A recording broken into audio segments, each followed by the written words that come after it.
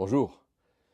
Quand on commence à sortir de l'intérêt de tout ce qu'on voit, parce que on a quelques problèmes, on a profité de la création, du sport, de l'art, etc., mais que tout à coup on tombe malade et qu'on se rend compte qu'il y a plus que ce qu'on voit dans la vie, alors on est obligé de croire sans voir.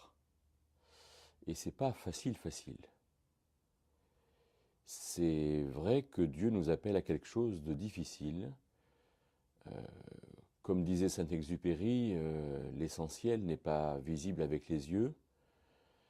Et nous avons, nous, à entrer dans la profondeur des choses, dans un sens profond des choses, et dans ce qui ne se voit pas. Alors, on pourrait dire, mais d'abord, si ça ne se voit pas, est-ce que ça existe? Bon, on peut dire que la foi, dans un premier temps, résout ce genre de problème. Nous croyons, nous les chrétiens, que Dieu existe, que Dieu nous a créés, que la Terre, le cosmos n'est pas venu de nulle part, mais qu'à un moment donné, il y a un acte créateur et que non seulement nous résultons de cet acte créateur, mais nous entrons dans une relation profonde avec Dieu qui nous place dans quelque chose qui nous est difficile.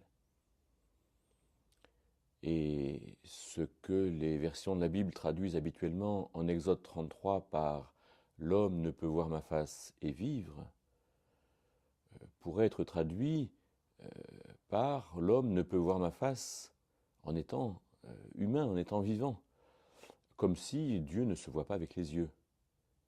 Alors qu'on le comprend habituellement par « si on regardait Dieu en face, alors on mourrait ». Mais Dieu est esprit, il n'y a aucune raison de regarder l'esprit. Que quand on regarde l'esprit en face, on meurt, puisque l'esprit est invisible. Croire sans voir, c'est difficile. Mais c'est à ça que Dieu nous appelle. C'est à ça que nous appelle, nous marchons, nous dit 2 Corinthiens 5, par la foi et non par la vue. Pourquoi? Parce que notre esprit est appelé à être vivant, à être en relation, en communion avec Dieu, et de fait à discerner les choses profondes de Dieu par l'esprit. Je suis appelé à croire sans voir, mais cela n'empêche pas que spirituellement, je reçoive des choses et que je les comprenne. Je suis appelé à croire Dieu sans le voir, oui, mais Dieu n'est pas visible. Dieu est esprit, Dieu n'est pas visible. Dieu n'a pas été visible pendant le temps entre Adam et Jésus.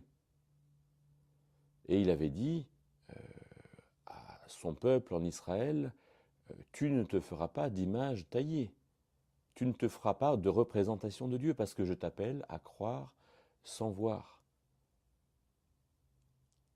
Mais il savait qu'à un moment donné, Jésus serait là et que Dieu serait manifesté en personne, en chair.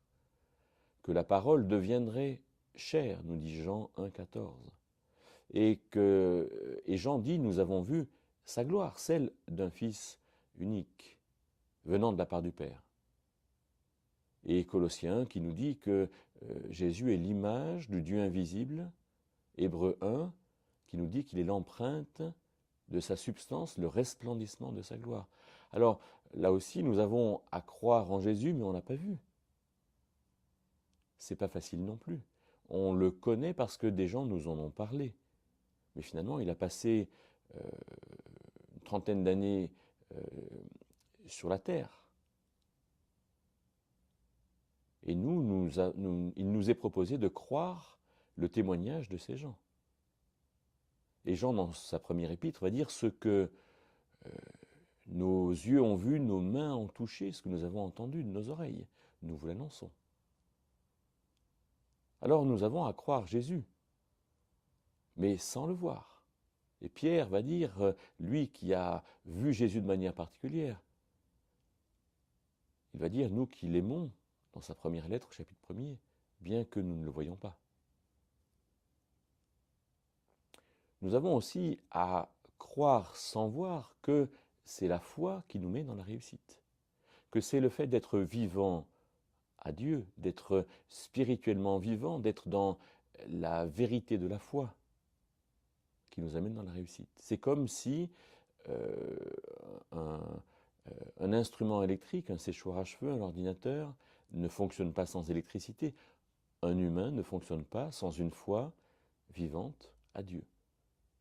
Alors quand on fonctionne dans la foi, on réussit.